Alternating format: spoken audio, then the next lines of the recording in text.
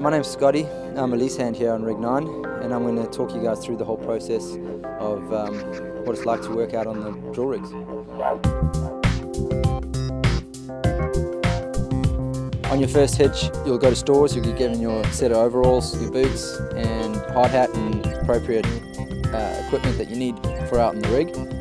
So the way it works is you drive on out to Chinchilla, you meet up there with the rest of your crew, and you jump in 4 drives and head from Chinchilla, and we drive from there out to the camp.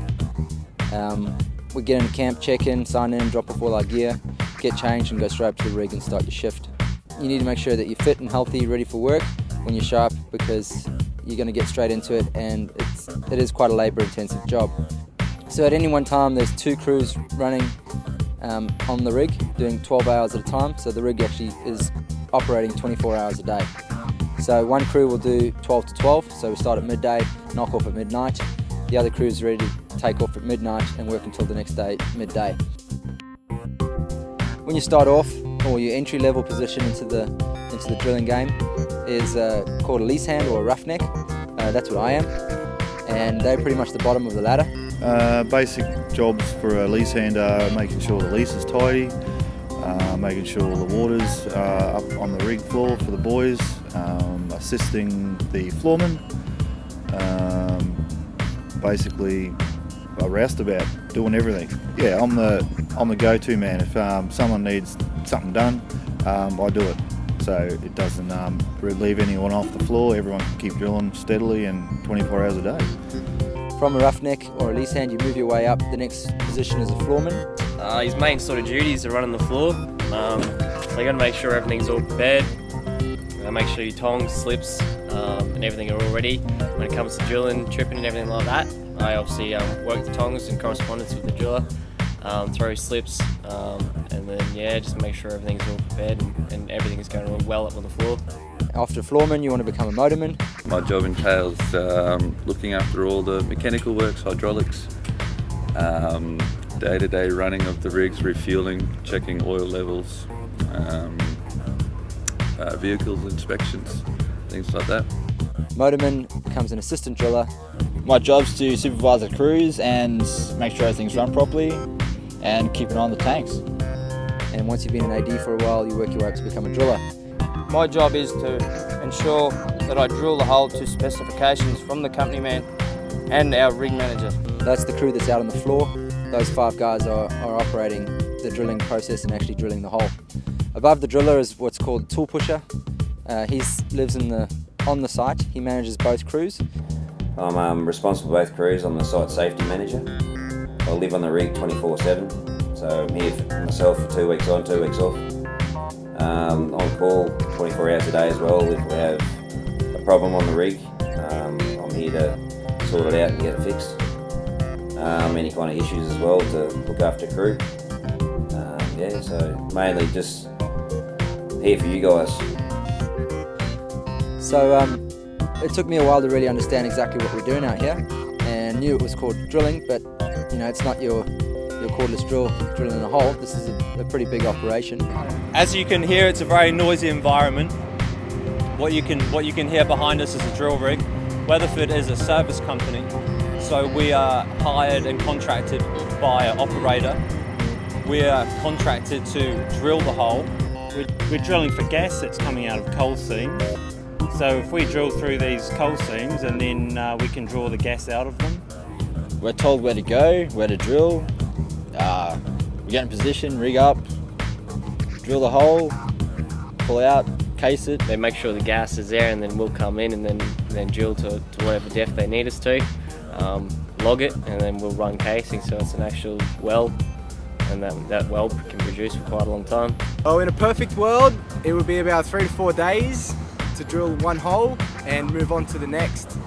Companies will come in after us and carry out work over and extract the gas. They will then use that gas, send it to a compressor station, pipe it off to Gladstone, and then to various other ports around the world. So if you've come from a traditional 9-to-5 job, you'll find this a bit different. Obviously you work 2 weeks on, 2 weeks off. We still do a lot of hours. A lot of people say, oh, you only work 6 months a year. Sure, that may be true, but we probably do more hours than someone who works a 9 to 5. We do 12 hours a day, 14 days straight. The lifestyle on the rig is pretty good. It takes a little while to get used to. It does take a while to get used to, but once you get used to it, you don't want to go back. Oh, it's a lot better than 5 weeks on, 1 week off. So we get all our work done in one big bang. Then we get to jump in our cars, head back home to our families and relax for a solid 2 weeks, which is quite unusual to have a 2-week holiday every month. There's not many entry positions you can go into without some sort of qualifications, and coming in as a lease hand, the only real requirements is that you're prepared to work hard and you can work outside in the environments. It's what you'd expect. It's all trees and dirt roads and kangaroos and cows. As you'll probably tell if you're going to be working with Weatherford in your induction process, safety is probably the most important thing out here, and these guys take it very seriously. So we all look out for each other. It's quite a dangerous environment. It's not like working on a construction site when there's hammers and nails and stuff. Everything out here is really big. All the tools are huge, all the machinery is big. Everything is very dangerous, so you do need to take a lot of caution. When you arrive at a drilling rig, it's a bit different than most other industries. There's a lot of high pressure all around the rig with hydraulics and mud pumps. Also, everything weighs a lot of heavy lifting.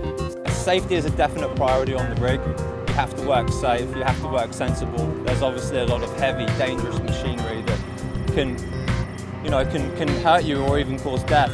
Safety's the main thing to keep in mind out here. You always got to be on your toes, always looking at situations, making sure what you're doing is safe. And yeah, before you do anything, assess the situation and make sure that the procedures that you're doing are correct to SOPs and TRAs. That's what they're there for. The safety culture at Weatherford is excellent. We're repeatedly told that everyone's got the right to stop the job at any time. So whether you've been here for 5 years or been here for 2 days, you can put your hand up and say, hey, I don't feel safe, stop the job. And you won't get yelled at. Myself or any of the crew will come and sit down with you and say, hey, this is what's going on. If you're not sure, come stand next to me. We'll run you through it as many times as you like. Everyone's got your back. It's safety's number one, because we all want to go home at the end of the day. Have a chat with the older blokes and they'll tell you how important it is to be safe and follow all your regulations. We understand these risks and we all look after each other, and through good teamwork and working together we minimise that risk and everyone goes home safe.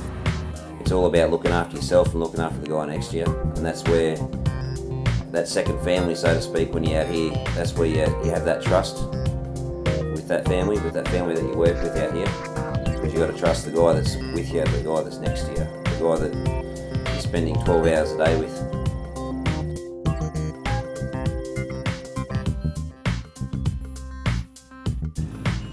Yeah, you're working with these people for 2 weeks straight. Like, they become family. You become closer to each other. You get to know what they're like, what bugs them, what they enjoy.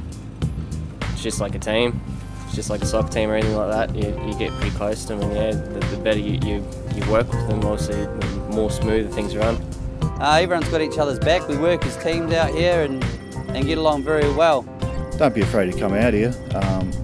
I was a bit hesitant at first. You hear the stories of everyone's big, wide-shouldered and everything like that, but that's not like that anymore here. Times have changed. Everyone's got each other's backs, and before you know it, you become great mates with everyone. You hook up after you leave here, go and have a drink and dinner. It's like another family, to be honest. You're mainly working with 4 guys at a time, or 4 to 5 guys at a time. So it is like a small basketball team or a football team or something like that. So that's where you're going to have mates for life.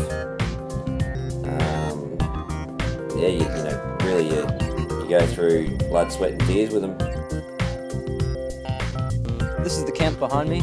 This is where you live in when you're out here working on the rig. To be honest, camp is really just a place to eat and sleep, but they do make it as comfortable as possible. Yeah, you get well looked after. They do all the washing for you, make your beds, clean your floors, wash your undies. It's all good. Camp life's good. I mean, we got TVs in our rooms. The facilities are great. Your own room and your ensuite right next to your door. I don't think anyone expects the camp life to be as nice as what it is. Some people refer to our camp as the Hilton. When you come out to camp, you really don't need to bring anything with you except your toothbrush and toothpaste and a change of clothes. Everything's provided for you. Your washing's done, your beds are made. So it's a cruisy lifestyle with no needs, and there's nowhere to spend your money, so you save a lot of it. It's a dry camp out here, which means no alcohol, and they do this for a reason. Basically look after the employees that are here and look after your best interests. If you're a smoker, there's designated smoking areas, both here at camp and up on the rig. There's also a gym. The food is just awesome. You put on a bit of weight, which you try and burn off during the day, but they keep feeding you every 3 hours. They bring you food every 3 hours here, so there's an abundance of food. So I get up at 5, I get a cooked breakfast in the morning. I have smoko at 9, I have lunch at 12, then I have smoko again at 3 in the afternoon, and then a decent cooked meal in the evening, which can range from fish of the day all the way through to a T-bone steak. There's coffee, biscuits, soft drinks, cookies. There's a whole fridge full of desserts. It really is a bit over the top. For a daily menu, we would have a breakfast of bacon and eggs, omelettes, toasted sandwiches, and then you can go into lunch or morning tea as a choice of snack foods. We call them smokos. And then lunch, we have a choice. Today, for instance, is a chicken and prawn salad or barbecue spare ribs. And tonight we have Thai fish and udon noodles, which nobody ordered, and T-bone. So you've got a menu with 2 options. Today I think there was a T-bone steak or a fish curry. I went with the T-bone. I mean, how often do you get to eat a T-bone at work? The advice I'd give to someone who's a greenie coming on is put your head down and bum up.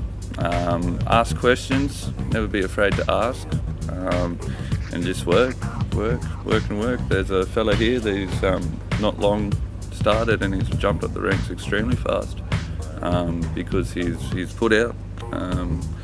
He's a fast learner and doesn't mind getting down and dirty. So my advice is just go hard. This job isn't for everybody. It takes a certain type of person to work out here. It's pretty hard work. You've got to have a right work ethic. 12 hours, long hours. And there's plenty of work out here, so it's a good opportunity for some young guys to come out and get a great future. I'm probably one of the oldest guys out here, which is good. So all the young guys keep me keen. You basically work hard, be safe all day. The advice I could give you is keep your chin up. And obviously there's a bit of a hierarchy, as I've explained, so just be prepared to take orders and work hard, don't be a slacker, and if you put the hard yards in, you'll earn the respect from the rest of the crew and you'll work your way up and enjoy your time out here. I think it's an exciting time to get into the Australian oil and gas industry. It's diverse. You need to be diverse yourself in your roles and have a wide range of experiences in order to tackle the problems that you get day to day on the rig. It's challenging, and don't be afraid to get your hands dirty. Get in there and you'll get rewarded.